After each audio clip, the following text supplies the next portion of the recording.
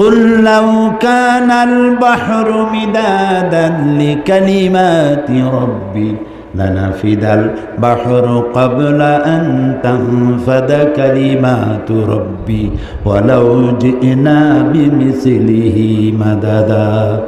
হে নবী, আপনি বলুন, তাম পৃথিবীর সমস্ত সমুদ্র মহাসমুদ্রের পানি যদি কালি হয়ে যায়, আর সেই কালিগুলি যদি দিয়া আমার রবের কালামের ব্যাখ্যা লেখা যদি শুরু হয়ে যায়, লিখতে লিখতে সমস্ত পানিগুলি শেষ হয়ে যাবে, আমার রবের কালিমার ব্যাখ্যা লেখা শেষ হবে না।